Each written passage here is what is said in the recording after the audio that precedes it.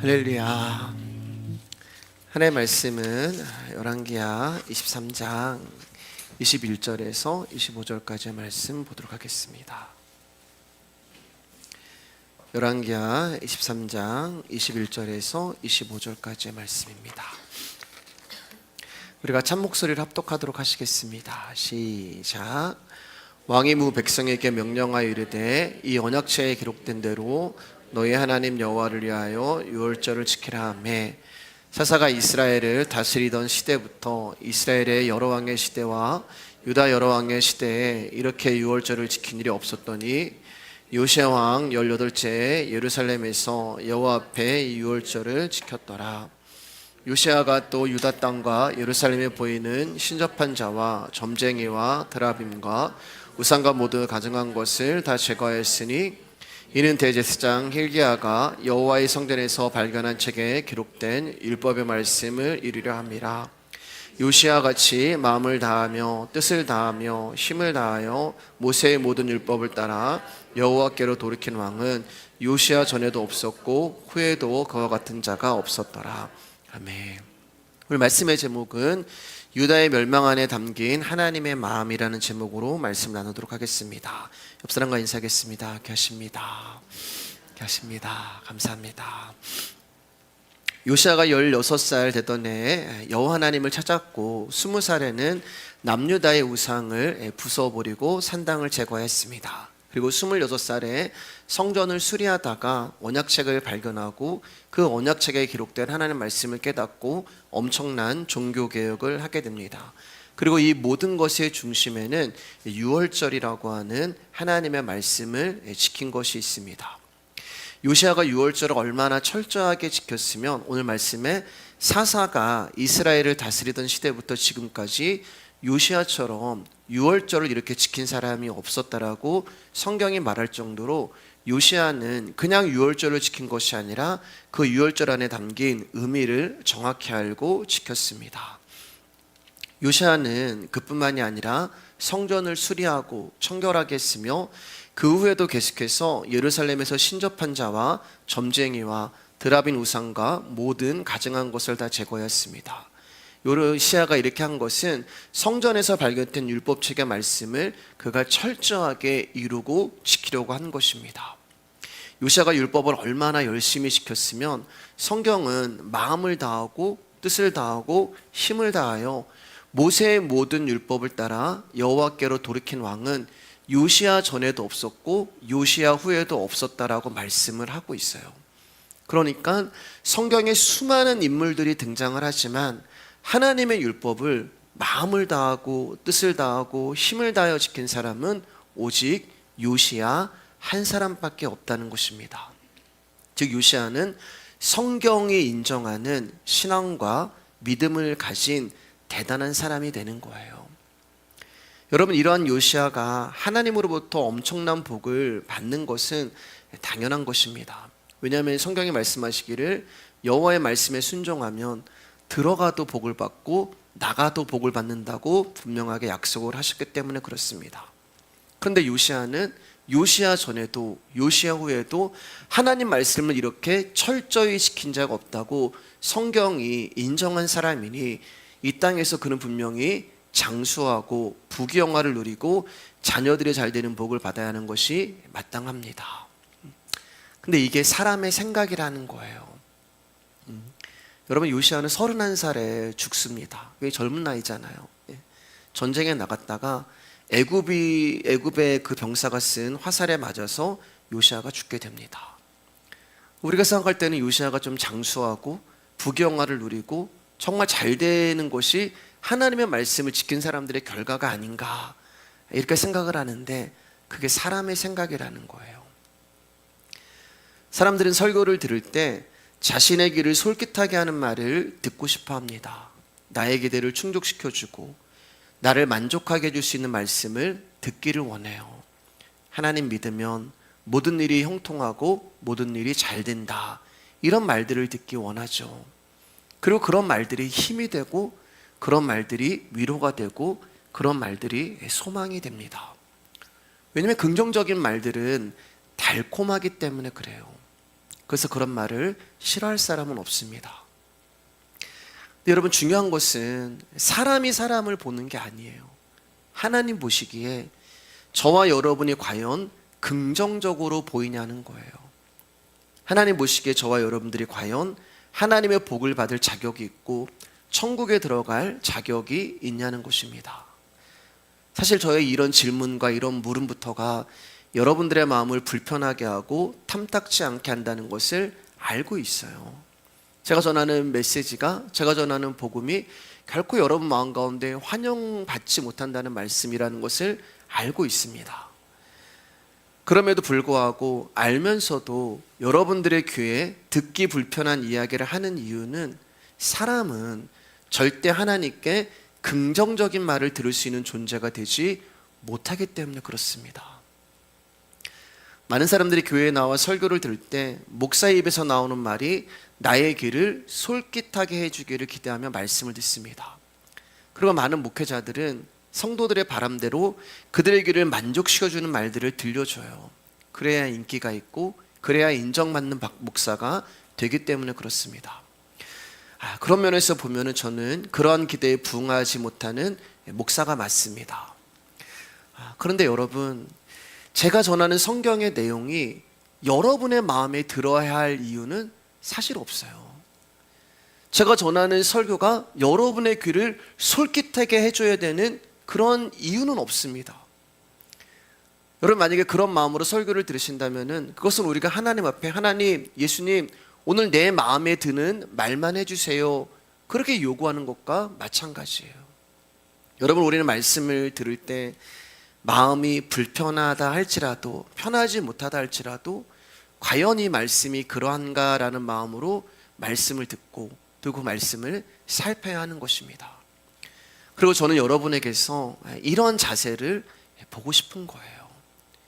그리고 여러분 역시 인간의 귀를 솔깃하게 하고 인간의 욕구에 부응하는 말들이 성경과 상관이 없다는 거짓된 말임을 분별할 수 있고 판단할 수 있었으면 좋겠습니다. 그런 판단이 있어야 참된 하나님의 말씀을 분별하면서 귀를 기울일 수 있기 때문에 그래요.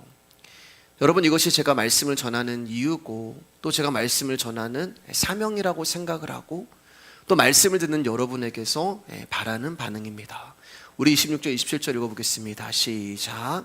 그러나 여호와께서 유다를 향하여 내리신 그 크게 타오르는 진노를 돌이키지 아니하였으니 이는 므낫세가 여호와를 경노하게 한 그 모든 경노 때문이라. 여호와께서 이르시되 내가 이스라엘을 물리친 것 같이 유다도 내 앞에서 물리치며 내가 택한 이 성 예루살렘과 내 이름을 거기에 두리라 한 이 성전을 버리라 하셨더라. 하나님은 요시야에게 복을 내려주신 것이 아닙니다. 이 땅에서 장수하게 하고 부자 되게 만들고 자녀들이 잘 되는 복을 내려주신 것이 아니라 유다를 향한 당신의 진노를 돌이키시지 않겠다는 확고한 약속을 다시 한번 확인하는 것 뿐이었어요. 여러분, 이런 하나님을 보면은 어떤 생각이 드십니까? 사실 이런 하나님이 우리 마음에 들지 않는단 말이에요. 왜냐하면 이것은 우리가 원하던 결과가 아니에요. 내가 하나님 앞에 이렇게 신앙생활 열심히 했고 내가 이렇게 하나님 앞에 말씀을 철저하게 지켰으면 하나님이 이 세상에서 내가 원하는 것 좀 들어주시고 나 좀 잘되게 해주셔야 하는 거 아닙니까? 이게 우리가 원하는 어떤 공식이 되는 거죠. 결과가 나와야 되는 거예요. 유다가 조상 때부터 하나님 말씀을 지키지 않으므로 하나님은 유다에게 큰 진노를 내리시겠다고 결정하셨습니다. 그래서 이 사실을 알게 된 요시야는 옷을 찢고 통곡을 하며 유다가 하나님의 진노에서 벗어나 다시 한번 하나님의 긍휼을 받을 수 있도록 그는 최선을 다했어요. 하나님 보시기에 정직하게 행했고 오랜 세월 동안 뿌리 깊이 내려오던 우상과 산당까지 모두 제거하는 철저한 개혁을 단행하였고 유월절을 철저히 지켰고 성경이 인정할 만큼 마음과 뜻과 힘을 다해 말씀을 지켰습니다. 이처럼 요시야는 유다를 바른 신앙 위에 세우기 위해 최선과 열심을 다했단 말입니다. 그럼 아무리 유다에게 진노를 선포하셨다 하여도 그들이 당신의 말씀을 듣지 않아서 마음에 들지 않고 미운 마음이 있다 하더라도 요시야가 이렇게 열심히 했잖아요. 그러면 요시야의 업적과 공로를 보시고 내가 원래 유다 너희를 심판하고 너희를 멸망시키려고 했는데 요시아 때문에, 성경에 그런 내용이 많잖아요. 요시아 때문에, 요시아의 믿음을 봐서 내가 너희를 한번 봐주겠다. 이런 스토리가 나오는 것이 우리가 원하고 바라는 하나님의 방식이 아니겠습니까? 또 그런 스토리로 결론 지어지는 것이 우리 마음에 쏙 들어오는 내용이 맞잖아요. 그래야 우리가 믿음으로 살면 하나님의 마음도 바꿀 수 있다는 말도 우리가 좀 할 수 있지 않겠습니까? 근데 오늘 말씀을 보면 성경은 우리의 이러한 기도를 묵살해 버리고 오히려 유다에 대한 하나님의 진노를 확고하게 다시 한번 보게 하십니다. 하나님이 유다에게 진노와 저주를 내리시는 이유는 요시아 한 사람 때문이 아니라고 말씀을 드렸어요. 요시아 때문이 아니라, 요시아의 죄 때문이 아니라 유다 백성 전체의 죄 때문이라고 말씀을 드렸습니다. 다시 말해 요시아의 명령을 따라 외형적으로 우상들을 물리치고 유월절을 제대로 지키며 개혁을 이루었지만 유다 백성들 마음속에는 여전히 하나님이 아닌 우상들을 섬기고 따르고 있었어요. 다시 말해 오늘 말씀처럼 하나님이 북이스라엘을 멸망시킨 것처럼 남유다를 멸망시키겠다, 그들은 봤단 말입니다. 눈으로 직접 북이스라엘이 어떻게 멸망을 당했는지를 봤어요. 그런데 그들이 행한 그 전철을 지금 남유다가 그대로 밟고 있다는 말입니다. 그리고 유다 안에는 요시아 역시 들어가 있는 거예요. 그래서 하나님이 유다를 향한 진노를 거두시지 않으신 것입니다. 그렇게 요시아는 열심히 했지만 31살에 애굽에서 쏜 그 화살에 맞아서 죽게 되고 이제 그의 아들들이 왕이 됩니다. 우리 열왕기하 23장 32절 37절 읽겠습니다. 시작. 여호아스가 그의 조상들의 모든 행위대로 여호와 보시기에 악을 행하였더니, 37절입니다. 여호야김이 그의 조상들이 행한 모든 일을 따라서 여호와 보시기에 악을 행하였더라. 요시아가 죽자 이제 그의 아들들이 왕위에 오르는데 여호아스는 3개월을 통치하고 죽어요. 그리고 그 뒤를 이어서 여호야김이 왕위에 오릅니다. 근데 성경은 이들의 공통점을 이야기를 합니다. 그게 뭐예요? 여호와 보시기에 악을 행하였다는 것입니다. 여러분 이상하잖아요. 좀 의문이 들지 않습니까? 성경이 인정한 신앙과 믿음을 가진 요시아의 아들들이란 말이에요. 요시아 전에도 이렇게 하나님을 사랑하는 사람이 없었고 요시아 후에도 이렇게 말씀을 철저히 지키는 사람이 없었다라고 성경이 인정하는 사람이었습니다. 그 요시아의 아들들이란 말이에요. 그런데 아버지의 신앙과 열심, 그리고 요시아 안에 있었던 믿음이 이들에게는 없었다는 거예요. 우리는 기독교 집안이기 때문에 구원받는다, 그런 거 아니에요, 여러분. 우리 아버지가 목사고 우리 아버지가 장로기 때문에 나는 구원받는다, 그렇지 않단 말입니다.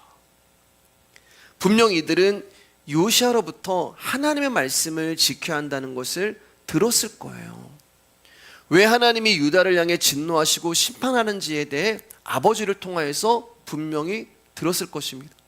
그리고 아버지가 이룬 개혁을 봤을 것이고 여호와 앞에서 정직하게 행하며 신앙을 지키는 아버지의 모습을 분명히 눈으로 보면서 자라났을 거예요.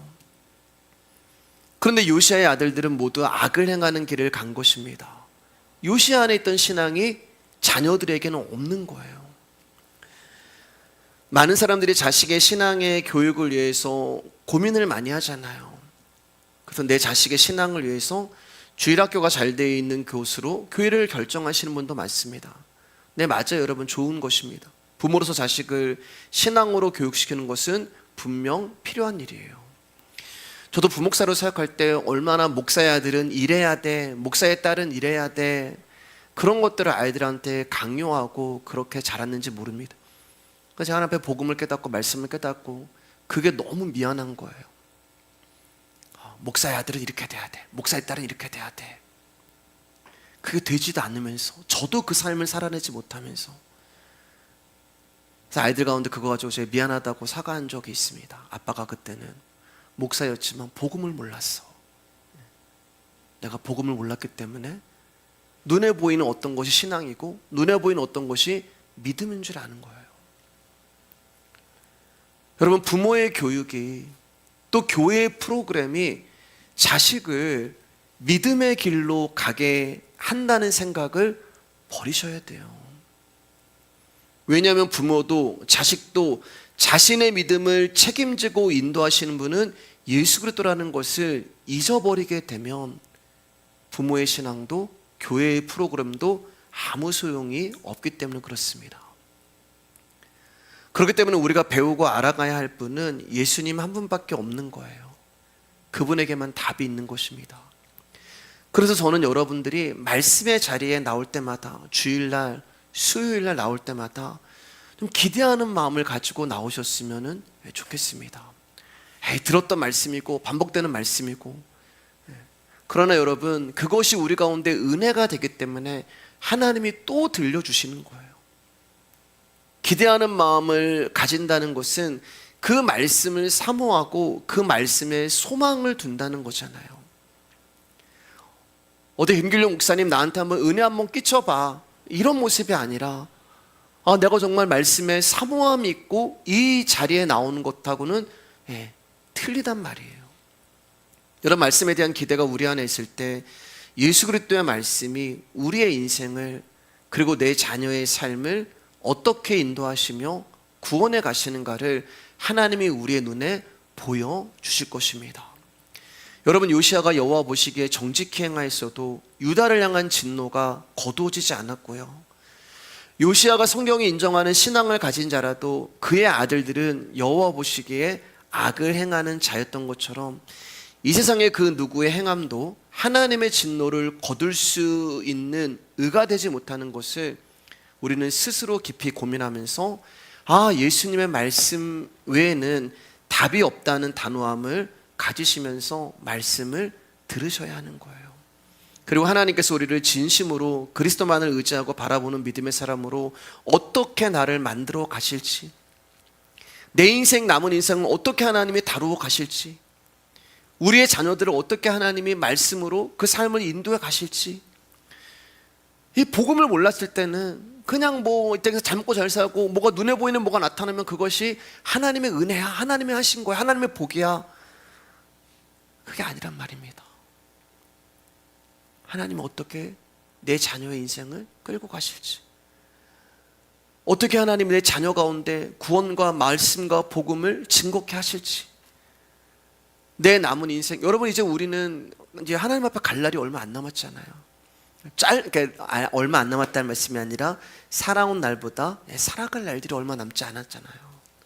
그럼 이 남은 인생을 하나님이 어떻게 나를 인도해 가실지, 어떤 풍성한 열매와 풍성한 결과를 내 인생 가운데 하나님이 맺게 하실지, 그거에 대해서 기대하고 설레는 마음이 우리 가운데 있어야지만 여러분, 우리가 매 시간마다 하나님의 일하심을 기대함과 기다려보지 않겠습니까?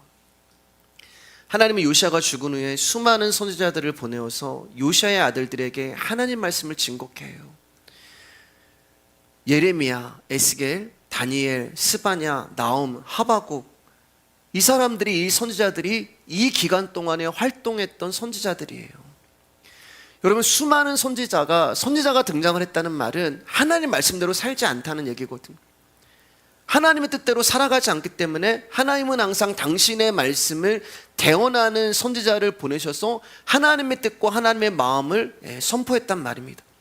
근데 이렇게 수많은 선지자가 이 기간 동안에 등장했다는 것은 이 사람들이 하나님 말씀을 우습게 여겼고 하나님을 믿지 않았다는 말이에요. 즉, 지금 유다가 풍전등화와 같은 이제 정말 멸망하기 직전에 하나님의 마지막에 은혜를 주시는 거란 말입니다.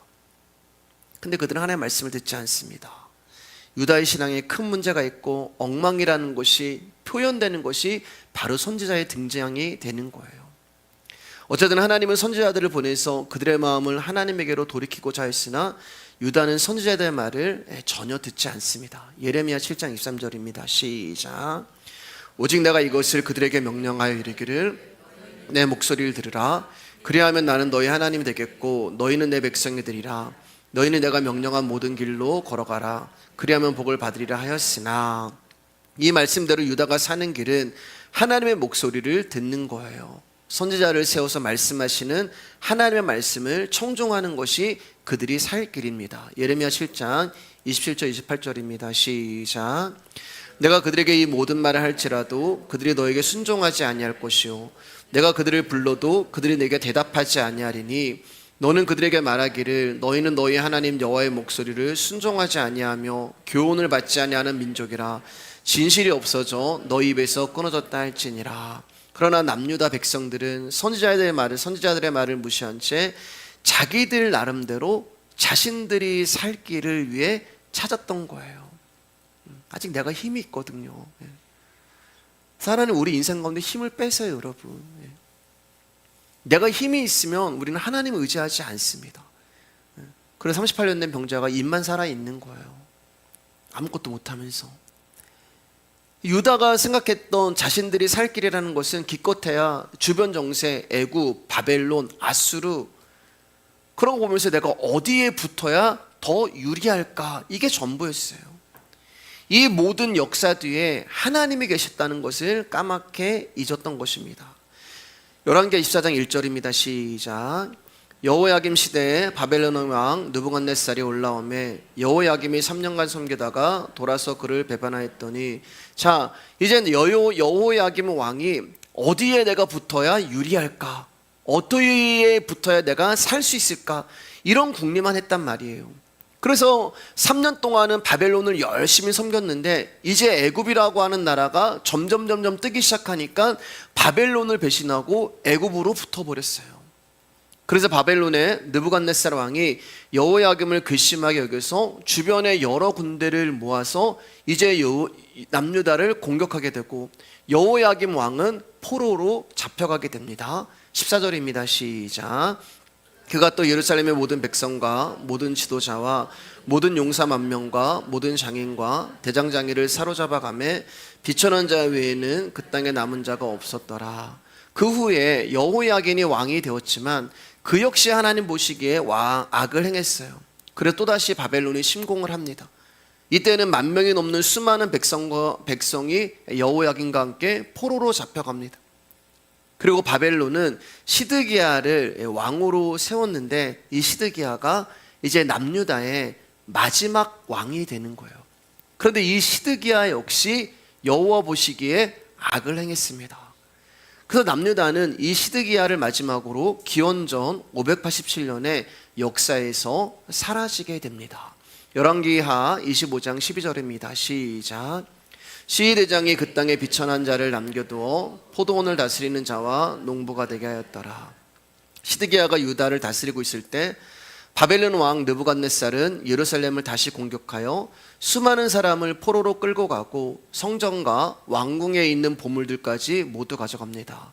이때 시드기야도 포로로 잡혀가는데요. 시드기야가 이때 두 눈을 잃고 아들들까지 죽임을 당하고 바벨론으로 포로가 되어 끌려가는 신세가 돼요. 그리고 이제 이 바벨론이 어떤 일을 하냐면은 남유다를 이제 완전히 아주 싸그리 죽여놓는데 바벨론의 반기를 들 수 있는 용사나 그를 도울 수 있는 대장장이 다 바벨론으로 포로로 끌고 갑니다. 또한 백성들을 선동할 수 있는 지식층이나 위치에 있는 사람들도 다 포로로 끌고 가요. 그리고 느부갓네살이 남유다에 남겨둔 사람은 누구냐면은 고작 포도원을 다스리는 농부만 남겨놓게 됩니다. 여러분, 포도원을 다스리는 농부가 뭘 할 수가 있겠어요? 이처럼 하나님은 이제 유다가 스스로 일어날 수 있는, 내가 힘이 있어, 내가 능력이 있어, 그 모든 힘들을 다 빼버리는 거예요. 사람에게 있는 모든 가능성까지 다 빼버리고 차단해버리고 철저하게 박살을 내버리십니다. 이렇게 남유다가 이제 무너지고 역사에서 사라지게 돼요. 여러분, 우리가 성경을 볼 때 정치적인 시각으로 보면 안 된다고 말씀을 드렸습니다. 문자적으로 봐도 안 되는 거예요. 우리는 성경을 볼 때 항상 그 문자 뒤에 있는 영적인 하나님의 일을 보셔야 하는 거예요. 즉, 왕들이 정치를 잘못해서 국가가 혼란스러워져서 멸망한 것이 아니라 이들이 하나님의 언약의 말씀을 의지하지 않은 채 자기 멋대로 살아갔던 그 죄로 인하여 북이스라엘도 멸망하게 되고 남유다도 멸망하게 된 것입니다. 그럼 북이스라엘과 남유다가 지은 죄가 뭐예요, 여러분? 우상 숭배잖아요. 그럼 그들이 우상을 숭배했기 때문에 멸망한 것일까요? 물론 우상을 섬긴 것 때문에 그들이 멸망을 했지만 그것이 근본적인 원인이 아니에요. 그러면 근본적인 원인은 뭐냐? 그것은 우상 숭배라고 하는, 즉 우상을 숭배하는 그 이유가 뭐냐면 나를 섬기기 위해서 우상을 숭배했단 말입니다. 하나님은 그것을 싫어하신 거예요. 우상을 숭배하는 그 근본적인 원인, 나 위해서 우상을 숭배한 거. 왜요? 하나님은 안 주시거든요. 하나님은 안 해주시거든요. 하나님 내가 원하는 거 안 들어주시거든요. 내 우상은 다 들어준대요. 내가 원하는 거 다 해준대요. 그리고 결국 우상은 자신을 위해 신을 섬기는 거란 말이에요. 그래서 여러분, 금송아지와 돈, 우리가 말씀드렸잖아요. 예. 금송아지를 하나님이라고 부른단 말이에요. 따라서 저와 여러분들이 예수 그리스도를 믿는다고 하면서, 이 얘기 정말 수도 없이 들었던 말씀이지만, 내가 하나님을 믿는다고 하면서 하나님의 이름을 부르면서 그 관심이 예수 그리스도의 십자가 복음이 아닌 나를 향해 있다면, 여러분, 우리가 하나님이라고 하는 금송아지 우상을 지금도 섬기고 있는 거예요. 그럼 어떻게 되는 거예요? 우리 역시 진멸당에 마땅한 사람들이란 말입니다. 왜요? 하나님 그걸 싫어하시거든요. 유다의 왕들은 거의 모두가 하나님 앞에 악을 행했습니다. 다윗의 길로 행하면서 모든 우상을 무너뜨리며 유다의 신앙을 개혁했던 요시야 이후로 여호아스, 여호야긴, 그리고 마지막 왕인 시드기야까지 하나님 보시기에 악을 행했어요. 그리고 이러한 내용들이 말해주는 것은 한결같이 이들이 하나님의 말씀에 관심을 두지 않았다. 선지자가 와서 이야기를 해도, 아버지 요시야가 말씀을 전해도 너희들 그렇게 살면 안 돼. 너희들 하나님 말씀 들어야 돼. 하나님의 말씀에 관심을 두지 않았다. 이게 그들이 멸망한 이유가 되는 거예요. 여러분, 유다가 하나님 말씀에 순종하지 않아서 멸망을 받은 것이라면 저와 여러분 역시 유다처럼 멸망을 받지 않기 위해 말씀에 순종하기 위해 애를 써야 하는 것입니다. 그리고 말씀에 순종하려고 애를 쓰면서도 혹시 순종하지 못해서 내가 심판을 받고 재앙을 당하면 어떡하나, 그런 염려가 있어야 돼요. 너무 자신을 가지세요. 너무 당연하다고 생각해요. 그러나 당연한 것은 없습니다. 하나님 나를 심판하시면 어떡하지? 내가 죄로 인해서, 내가 하나님의 말씀을 청종하지 못함으로 인해서 내가 그분의 진노를 받으면 어떡하지라는 염려가 우리 가운데는 있어야 돼요. 근데 여러분, 이 하나님이 서두에 말씀드렸듯이 부담스러운 거예요. 우리는요, 왜 자꾸 진노하시고 심판하시고 멸망케 하셔? 좀 위로하시고 소망을 주시고 복 주시고 사랑해 주시고 잘 되게 해주시고 긍정적으로 좀 해주시고 형통하게 하시면, 그런 하나님은 좀 친근하단 말이에요. 근데 심판하시고 진노를 내리시고 징계를 내리시고 이런 하나님은 부담스럽단 말입니다. 나를 사랑하고 하나님의 말씀을 귀하게 여기지 않는다고 해서 심판을 하셔? 야, 그런 하나님은 어떻게 믿어? 우리 그런 거 많이 얘기하잖아요. 야, 하나님이 그런 하나님, 나 그럼 그런 하나님 안 믿어. 아니, 지옥을 왜 만드셨어? 사랑의 하나님이? 아니, 그거 조금 잘못했다고 그렇게 구약을 보면은 그렇게 잔인하게 사람들 다 죽여버리셔? 그게 사랑의 하나님이야? 그런 하나님은 부담스러운 거예요. 그런데 여러분, 오늘 우리는 이제 열왕기야, 오늘 우리가 이제 마지막 날인데요, 이 말씀을 나누면서 유다의 망함 안에 담겨있는, 하나님이 유다를 심판하시고 진노하시고 징계하시고 멸망시키실 수밖에 없는 그 하나님 마음 안에 담겨있는, 그 사건 안에 담겨있는 하나님 마음을 우리가 알 수 있어야 하는 것입니다. 사무엘하 7장 12절 13절입니다. 시작. 내 수완이 차서 내 조상들과 함께 누울 때 내가 내 몸에서 날 내 씨를 내 뒤에 세워 그의 나라를 견고하게 하리라. 그는 내 이름을 위하여 집을 건축할 것이요 나는 그의 나라 왕위를 영원히 견고하게 하리라. 이게 하나님이 다윗에게 하신 말씀이잖아요. 다윗의 나라를 견고하게 하시겠다. 절대 망하지 않겠다. 그러나 여기서 말하는 다윗의 나라는 예수 그리스도가 우리가 내주시는 하나님 나라를 말하는 것입니다. 문자적인 다윗의 나라가 아니에요. 자, 14절입니다. 시작. 나는 그에게 아버지가 되고 그는 내게 아들이 되리니 그가 만일 죄를 범하면 내가 사람의 매와 인생의 책찍으로 징계하려니와. 다윗의 나라를 견고하게 하시겠다고 약속하시면서 하나님 뭐라고 말씀하세요? 한 가지 단서를 다시는데, 그런데 너희가 죄를 범하면 징계할 거야. 너희가 죄를 지면 징계할 거야. 너희가 내 말을 잘 들으면 너희 나라는 영원할 거야. 내가 너희 가운데 복을 줄 거야. 그런데 얘들아, 너희가 죄를 지면 내가 너희를 반드시 징계할 거야.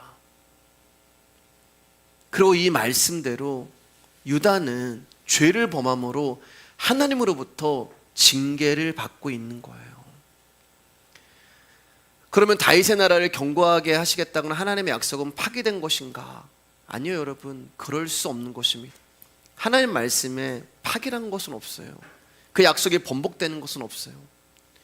그렇다고 해서 죄를 범하는 유다를 약속을 지키신다는 명목으로 하나님이 그들을 감싸 안으실 수도 없는 거예요. 그래서 징계가 등장하는 거예요. 징계요. 징계에는 죄를 범한 자로 하여금 하나님을 바라보게 하기 위한 하나님의 마음이 그 징계 안에 담겨 있습니다. 우리가 징계를 당할 때 하나님 왜 나에게 이런 아픔을 주세요? 그게 아니라 그 징계 안에는 하나님만을 바라보기 위한 하나님의 뜻과 하나님의 마음이 담겨 있어요. 즉 징계는 징계로 끝나는 것이 아니라 저와 여러분들을 하나님 앞으로 인도하시기 위한 하나님의 귀한 뜻과 사랑이 그 안에 담겨 있단 말입니다. 그래서 하나님이 15절에서 이렇게 말씀하시는 거예요. 시작. 내가 내 앞에서 물러나게 한 사울에게서 내 은총을 빼앗은 것처럼 그에게서는 빼앗기지는 아니하리라. 뭐예요, 여러분? 징계는 하시는데 하나님이 은총을 거두지 않으시겠다는, 그게 하나님의 사랑이에요. 우리를 징계하시지만 하나님이 우리를 향한 약속과 은혜를 거두시지 않겠다는 것입니다. 그럼 이 은총의 내용이 무엇인가? 오늘 이 남유다가 멸망을 당하면서 하나님이 뺏지 아니하는 그 은총은 과연 무엇인가? 그것은 유다로 하여금, 그리고 저와 여러분으로 하여금 하나님의 말씀이 얼마나 중요한가를 깨닫게 하시는 거예요. 사실 우리가 세상을 살아가면서 말씀해 주시는 은혜와 능력, 그리고 중요성을 잊고 살아가요. 저 문만 나가버리면 우리는 잊어버립니다. 아니, 저 문을 나가기도 전에 제가 이제 여기서 강대상에서 축도를 하고 내려가면 잊어버리시는 것 같아요. 그 말은 내 인생 가운데서 말씀이 주는 영향력이 그리 크지 않다는 그런 증거가 아니겠습니까? 그저 세상의 힘을 의지하면서 다만 자신을 위한 삶에 발버둥 치고 있는 것이 사실 우리의 삶이 되잖아요. 그 삶의 말씀은 사실은 없습니다. 그러니까 우리의 삶은 이스라엘이나 유다가 자신을 위해 우상을 섬기면서 하나님의 말씀에 도무지 관심을 두지 않고 살아가는 그들의 삶과 흡사한 거예요. 즉 하나님이 우리 앞에 지금 유다의 멸망을 보여주시면서 오늘 말씀 위기의 성도님인 저와 여러분에게 하나님이 주시는 마음은, 얘들아 정신 차려라, 이 마음을 주시는 거예요. 지금 우리 가운데 경고하시는 거예요. 여러분, 유다가 멸망한 것을 우리 가운데 하나님이 먼저 보여주시면서 너희 가운데 이 징계가 임하지 않도록 말씀 위기의 성도들아 정신 차려라, 이렇게 말씀하는 것입니다. 남유다가 우상을 섬기며 다른 신을 찾은 것은 나라는 존재의 근거가 하나님의 언약과 말씀에 있다는 것을 잊어버렸어요.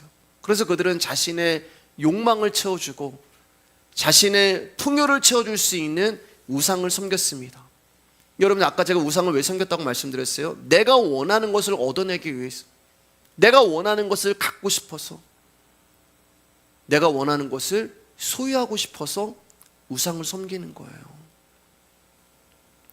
이처럼 내가 원하는 것을 얻기 위한 삶을 살아갈 때 여러분, 사람에게 나타나는 특징이 있어요. 그게 뭔지 아세요? 불안과 불만과 슬픔과 외로움입니다. 내가 원하는 것을 얻기 위해서 인생을 살아갈 때 우리 가운데 그러한 것들이 끊임없이 우리 안에 나타나요. 그럼 내가 원하는 것을 얻으면 행복할 것 같고 뭐 할 것 같잖아요. 예. 근데 원하는 것을 얻고 싶은데 그게 안 된다니까요. 내가 소망하는 거, 내가 꿈꾸는 거, 내가 원하는 거, 저것만 있으면 행복할 것 같은데, 근데 거기까지 가기까지 우리 안에 계속 불안과 불만과 슬픔과 외로움이 있어요. 원하는 것을 손에 쥐지 못하는 것에 대한 불만이 있고요. 남보다 내가 적고 남보다 내가 못나게 살아간다는 것에 대한 슬픔이 있어요. 우리 인생이에요, 여러분. 우상을 숭배하는 자들의 모습이에요. 그런데 여러분, 우리가 하나님께만 소망을 두고 살아간다면 그런 불만과 슬픔에서 벗어나게 될 수 있습니다. 왜냐하면 성도는 내가 원하는 것을 하나님께 구하는 자가 아니라 나에게 지금 주어진 이 모든 것이 하나님이 주셨다는 것을 아는 자이기 때문에 그래요. 아멘이시죠? 예. 하나님이 나에게 이 주신 거, 허락하신 거 하나님 뜻이야. 저희 아버지가 늘 하시는 말씀이 있으세요. 저희 아버지가 이제 젊으셨을 때 굉장히 이제 좀 잘 사셨거든요. 예. 저희가 어렸을 때는 정말 좀 뭐 다 얘기 들어보면 다 어렸을 때 다 잘 사셨는데 저도 어렸을 때는 좀 잘 살았습니다. 네. 근데 이제 전에 말씀드렸던 인생이 한번 그걸로 인해 가지고 어머니가 돌아가시고 이렇게 폭삭 망하게 됐잖아요. 근데 저희 아버님이 이제 식사 기도를 하시고 늘 하실 때마다 하시는 게 있어요. 하나님이 한숨을 푹 쉬시면서 늘 하시는 말씀이지만 저는 내 아버지 말씀은 진리가 있다고 생각해요. 물론 하나님이 요만큼 먹고 살라고 주셨으면 그냥 그만큼 먹고 살면 돼. 그걸 아는 게 성도예요. 유다가 멸망을 하고 모든 것을 빼앗긴 채 바벨론으로 끌려갑니다. 여러분, 이들이 바벨론에 끌려가서 어떠한 삶을 살게 될지 우리가 이제 뭐 6.25 전쟁이나 아니면은 일제 그 강점기 시대를 상상하면 여러분 조금 이해가 되실 거 아니에요. 다른 나라에서 포로로 잡혀왔다는 것은 개나 소나 거의 짐승 같은 그런 대우를 받는 그런 삶을 살아가는 거잖아요. 지금 이스라엘 백성들이 바벨론에 포로로 잡혀왔다는 것은 그들이 그 바벨론에서 당할 고초가 어떠하다는 것을 미리 알려주고 있는 거예요. 유다는 바벨론에서 포로로 살아가면서 배고팠어요. 추웠습니다. 가난하게 살고 배고프게 살고 춥게 살고 고난받으며 살고 고통받으며 살고 편한 삶을 살지 못했을 거예요. 포로가 무슨 편안한 삶을 살아요. 자, 그럼 여러분 한번 상상해 보세요. 유다가 지금 바벨론에서 포로로 살아가면서 무슨 생각을 할까? 막 노동을 하면서 막 채찍에 맞으면서 주먹밥 그냥 한 덩이 이거 먹으라고요? 이거 주면서 물도 내가 마실 수 없고 잠도 편하게 못 자고 그러한 삶을 살아가면서 남유다 백성들은 과연 바벨론에서 무슨 생각을 했을까? 무슨 생각이 났을까요? 한 집사님 무슨 생각이 났을까요? 무슨 생각이 났을까요, 여러분? 고향 생각 났을 거 아니에요. 고향 생각. 듬뿍 새 논에서 울고. 오빠 생각이죠. 죄송합니다. 네. 나의 살던 고향은. 예. 고향 생각이 났을 거 아니에요. 고향 생각이. 내가 예루살렘에 살았을 때가 복이었구나. 그 생각이 들지 않았겠어요, 여러분? 포로로 살아가면서. 여러분이 남유다 백성들이 예루살렘에서 살았다고 잘 살았겠습니까? 남유다 백성들이 포로로 잡혀가기 전에 예루살렘에서 살았다고 해서 그들이 잘 살았겠냐고요? 거기서 배부르게 살았을까요? 고생 안 했을까요? 고난이 없고 질병이 없고 문제가 없었을까요? 여러분 쉽게 한번 생각해 보세요. 지금 저와 여러분이 살아가고 있는 이 삶이 바벨론으로 포로로 잡혀가기 전에 예루살렘의 남유다 백성들의 삶이란 말이에요. 그러면 여러분들 지금 인생이 풍족하세요? 지금 여러분들이 지금 이 세상을 살아갈 때 원하는 거 다 하면서 살아가세요? 배부르세요? 근심 없으세요? 걱정 없으세요? 염려 없으세요? 문제가 있단 말입니다. 포로로 잡혀가기 전에도 우리는 문제를 가지고 살아요. 그런데 이러한 삶을 떠나서 포로로 잡혀갔다고 생각을 한번 해보세요. 그러면 그 포로로 잡혀갔을 때 어떤 생각이 들어요? 야, 그때가 복이었구나. 내가 예루살렘에 살아가면서 근심했던 거, 걱정했던 거, 염려했던 거, 그때 내가 삶이 힘들어서 지쳐했던 거, 우울했던 거, 외로웠던 거, 어려웠던 거, 그건 힘든 것도 아니었구나. 야, 내가 6.25 때는 그런 거 있잖아요. 네. 6.25 이건 고생도 아니야. 내가 6.25 때는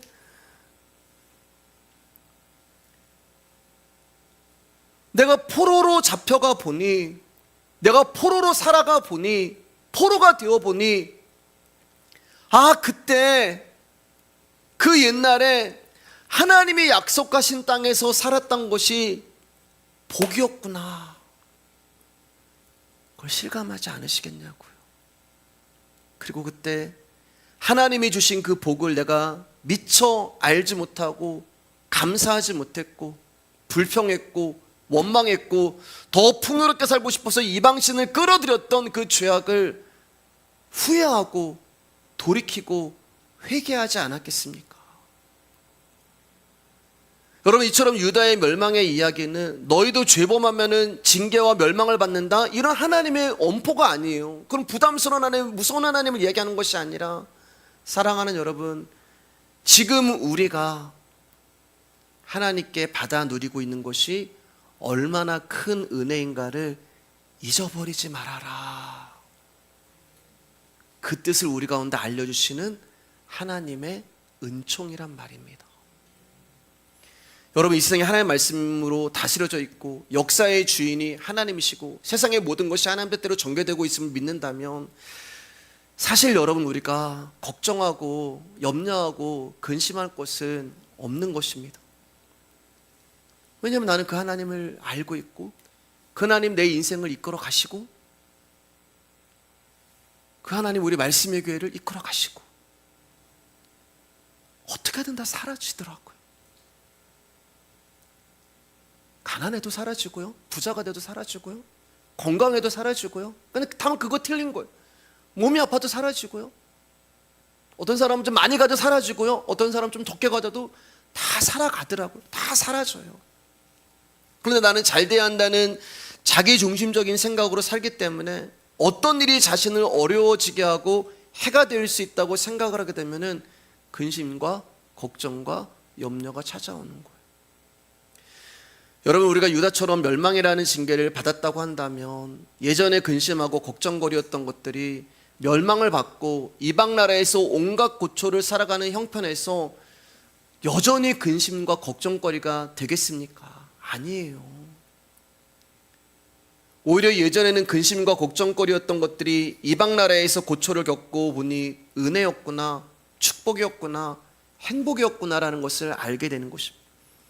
이게 저와 여러분들을 하나님이 때로는 징계를 주시면서 끌고 가시는 하나님의 뜻이라는 것입니다. 그래서 우리는 유다의 멸망을 보면서 오늘 이것을 배워야 하는 거예요. 살아가면서 항상 근심하고 걱정합니다. 자신이 원하는 대로 되지 않을까 조바심을 내면서 살아갑니다. 그러면서도 그것이 하나님 바라보지 아니하는 비신앙이요 불신자라는 것을 알지 못하고 살아가요. 여러분, 만약에요, 하나님이 지금 내 삶을 지금보다 더 나쁜 형편으로 여러분을 몰아넣으신다면, 여러분 지금 걱정하고 근심하고 불만을 가지고 있는 이 모습으로 돌아가기를 소원하지 않겠어요? 무슨 말씀인지 다시 한번 설명드릴게요. 하나님이 나를 지금 내가 근심하고 걱정하고 염려하는데 이거보다 더 힘들고 더 바닥으로 나를 몰아넣으신다면, 여러분 거기서 무슨 생각, 야, 이 자리로 왔으면 좋겠다, 다시 이 삶으로 달아왔으면 좋겠다, 그러지 않겠냐고요, 여러분. 이처럼 사람은 더 나아지고자 하는 욕심으로 인해서 현재의 삶에서 하나님의 은혜와 그로 인한 기쁨을 상실하게 되는 거예요. 그래서 하나님이 이것을 배우시기 위해서 가끔씩 우리의 인생을 유다의 멸망처럼 실패의 길로도 가게 하시는 거예요. 하나님이 유다를 멸망시키지 않으셨다면 그들은 하나님의 은혜의 땅에서 하나님의 백성으로 살게 하신 은혜와 사랑에 대한 깨달을 수 있는 기회를 그들은 알지 못했습니다. 어쩌면 유다는 지금 멸망당한 것이 하나님의 은혜와 사랑을 깨달을 수 있는 기회가 되는 거예요. 그렇기 때문에 오늘도 들려주는 말씀을 통해서 사랑하는 여러분, 그동안 내가 살아가는 모든 것이 하나님의 은혜라는 것을 하나님 제가 잊어버렸습니다. 그런데 오늘 유다의 멸망을 통해서 다시 한번 나의 모든 것이 하나님의 은혜라는 것을 배우게 해주셔서 감사합니다라는 고백이 나왔으면 좋겠습니다. 제가 이제 사무엘상을 언제부터 했나 오늘 이제 말씀 마무리하면서 봤더니 2022년도 7월 6일 날 사무엘상을 시작했더라고요. 22년도, 23년도, 24년도, 25년도에서 이스라엘의 역사를 오늘 우리가 다 듣게 되었습니다. 사랑하는 여러분, 성경은 하나님과 나의 이야기이기 때문에 이 말씀을 통하여서 우리 가운데 미리 알려주시고 경고하시는 하나님 앞에 하나님 모든 것이 다 하나님의 뜻이고 하나님 나의 마음을 근심과 걱정과 염려와 두려움에서 가볍게 만들어주시는 그 아버지 하나님의 말씀을 더 사모하는 제가 되게 해주세요. 이렇게 기도하는 저와 여러분 됐으면 좋겠습니다. 여기까지 하겠습니다.